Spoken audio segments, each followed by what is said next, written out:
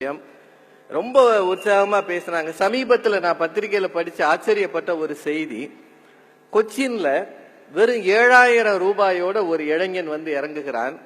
North இந்தியால இருந்து வந்திருக்கிறான். அவனுக்கு ஹிந்தி, ஆங்கிலம் தெரியும், மலையாளம் தெரியாது. அவன் கையில இருக்கிற 7000 ரூபாயும் ஓயாம செலவு பண்ணக்கூடாதுன்னு அவனுக்கு உத்தரவிடப்பட்டு இருக்கிறது. உனக்கு சாப்பாடு வேணும்னா நீ உழைச்சு சாப்பிடணும் அப்படின்னு அவங்க அப்பா சொல்லி அனுப்பியிருக்கிறார். ரொம்ப பரிதாபமா அவன் வந்து பஸ் ஸ்டாண்ட் ஓரமா நிக்கிறான். குளிர் அதிகமா இருக்கு. தங்கணும் அப்படின்னா மட்டும் சின்னதா 3rd ரேட் 4th ரேட் ஹோட்டல்ல அவன் ரூம் எடுத்துக்கலாம்னு அவங்க அப்பா சொல்லி இருக்கிறார். 150 ரூபாய் 200 ரூபாய்க்கு கொச்சின்ல சரியான ஹோட்டல் கிடைக்கல.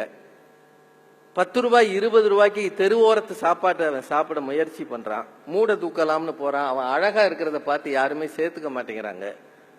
அப்படியே ஒரு வாரம் அப்படியே தெருவிலேயே சுத்திட்டு கடைசியில ஒரு ரெஸ்டாரண்ட்ல வேலை கிடைக்கிறது. அந்த ரெஸ்டாரண்ட்ல போய் அவன் வந்து ஒரு வெயிட்டரா உட்காந்துருக்கான்.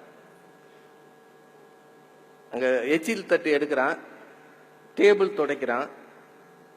அங்க இருக்கிறவங்க மலையாளத்துல இவனை பார்த்து திட்டுறாங்க. அதை கேட்டுக்கிட்டு சந்தோஷமா வாங்கிக்கிறான். ஏன்னா அவனுக்கு பொருள் தெரியாது. எப்பவுமே பிற மொழியில நம்மளை திட்டினா சிரிக்கலாம், அர்த்தம் தெரிஞ்சது தானே. ஒவ்வொரு ராத்திரியும் அவனுக்கு போராட்டமாக இருக்கிறது. அவனால என்ன செய்வது என்று தெரியவில்லை. 1 மாதத்தை ஓட்டணும். ஒரு வேளை உணவுக்கு இந்த சமூகம் எவ்வளவு கஷ்டப்படுகிறது என்பதை அணு அணுவாக புரிந்து கொள்கிறான்.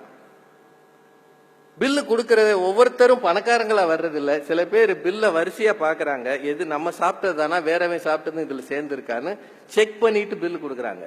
சில பேர் அடுத்தவன் பில்லு சேர்த்து கொடுக்கற அளவு பணத்தோட வர்றாங்க. இந்த சமூகத்தில் இருக்கிற பல்வேறு விதமான மக்களை எல்லாம் அந்த பையன் பாக்குறான். ஒரு 15 நாள் 20 நாள் கழிச்ச பிறகு அங்க ஒரு ஐடி செக்டார்ல வேலை பார்க்கிற ஒருத்தன் வந்து சாப்பிட வரான். இப்ப இவன் வெயிட்டரா அங்க வந்து நின்று ஏதோ பரிமாறும் போது அவன் இவனை பாக்குறான். இவன் வேற ஆள். இவன் ஒன்றும் சாதாரண ஆள் கிடையாது. இவன் முகத்தை பார்த்தாலும் இவன் பேசுகிற ஆங்கில ஆக்சென்ட் இருக்குல்ல, இது எதுவுமே வெயிட்டருக்கான இடம் இல்லை. இது இவன் எங்க கிடந்த பையன்னு அவனுக்குள்ள ஒரு சந்தேகம் வருது. அவன் இவனை கேட்கிறா, டே நீ ஏன் இங்க இருக்கிற? நீ என்ன படிச்சிருக்கிற? நீ யார்? முதல்ல நீ எதுக்காக இங்க வேலை செய்யற? அந்த பையன் ஒண்ணுமே சொல்ல மாட்டேங்கிறான். ஓகே, நான் வந்து என்னோட ஐடி கம்பெனிக்கு உனக்கு வேலை தரேன். அங்க வந்து இதை விட டீசென்டா எச்சில் தட்டி எடுக்கிற வேலை வேண்டாம், கொஞ்சம் டீசென்டா ஆபீஸ் பியூன் மாதிரி வேலை தரேன். உன்னை பார்த்தா எனக்கு ரொம்ப பிடிச்சிருக்கு, நீ என் கூட வேலைக்கு வர்றியான்னு கேட்கிறான்.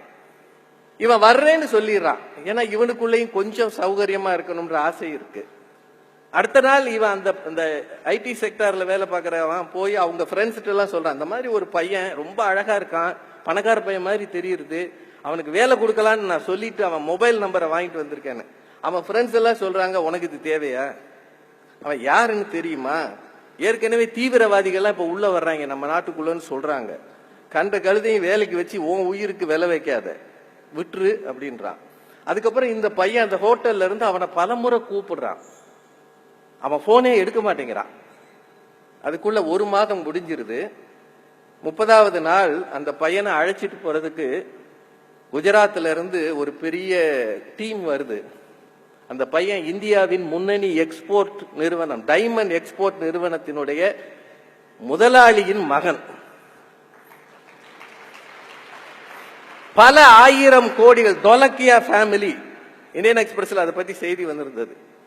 பல 1000 கோடிகளுக்கு சொந்தக்காரர் தன்னுடைய ஒரே வாரிசை எச்சில் தட்டு எடுக்க அனுமதித்திருக்கிறார். வாழ்க்கைனா என்னன்னு தெரிஞ்சுக்கோ. முதல்ல போய் go to the grass roots. தெருவில் நில்லு. ஒரு பைசாவுக்காகவும் கஷ்டப்படு, ஒரு பைசாவுக்காகவும் முயற்சி செய், ரத்த வேர்வை சிந்து. அப்படி சிந்தி வருகிற பணம் தான் உன்னை உயர்த்தும் என்று அந்த பையனுக்கு சொல்லி தந்திருக்கிறார். அவன் அமெரிக்கால படிச்சவன், அவனோட ஸ்டடிஸ் எல்லாம் யூஎஸ்ல. ஆனா அவன் தெருவில் வந்து கொச்சின்ல எச்சில் இலை எடுத்திருக்கிறான். இப்படி சொல்லி தருகிற பெற்றோர்களும் உண்டு, மறந்துடாதீங்க. தொழில் தொடங்கணும், மேல போகணும்னா எளிமையில் இருந்து மேல வரணும், உயரங்களிலேயே இருக்க முடியாதுன்றதுக்கு இது உதாரணம். தயவு செய்து உங்களுக்கு எல்லாம் இது சொல்றேன். எங்க அப்பா எனக்கு என்ன பண்ணி கொடுத்தார், என்ன சொத்து சேர்த்தார், கிழிச்சார் இவர் அப்படின்னு பேசுகிற உங்களுக்குள்ள இந்த கேள்வியை வச்சுக்கோங்க. 7,000 கோடி 8,000 கோடி வச்சிருக்கிறவன் தன் மகனை ஒரு மாதத்துக்கு தெருவில் விட்டான். அப்பதான் காசோட அருமை தெரியும்ன்றதுக்காக. இப்போ ஒபாமாவோட பொண்ணு சாஷா ஒபாமா மசாச்சுசெட்ஸ் ஏதோ ஒரு மாநிலம், எனக்கு சரியா பேர் தெரியல, அங்க போய் ஒரு வெயிட்ரஸா வேலை பார்த்தாங்க. நீங்க பார்த்திருப்பீங்க பத்திரிகைகள்ல. President of USA. ஆனா அவங்க மகள் ஒரு சாதாரண ரெஸ்டாரண்ட்ல வெயிட்டரா இருந்தாங்க. அவளும் டேபிள் கிளீன் பண்ணா. உலக நாடுகள் முழுக்க எளிமையில் இருந்து தொடங்க வேண்டும் என்று ஆசைப்படுகிறார்கள். முன்னேற நினைக்கிற நீங்கள் எல்லாரும் எளிமையிலிருந்து தொடங்க ஆசைப்படுங்கள். எடுத்த உடனே உயரத்துக்கு போயிடணும்னு நினைக்காதீங்க. அப்படி நினைத்தவர்கள் இந்த சமூகத்துல பெரிதாக சாதித்ததில்லை.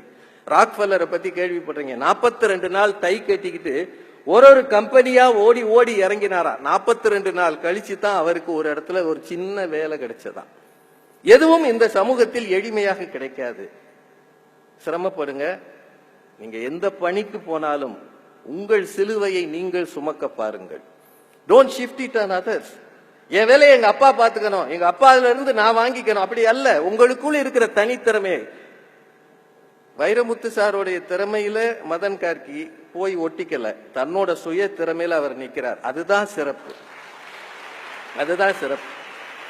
உங்க அப்பா போட்டு வச்ச ராஜ பாட்டையில நீங்களும் ஓடலாம் என்று நினைக்காதீர்கள். இந்த சமூகம் அதை ரொம்ப நாளைக்கு அங்கீகரிக்காது.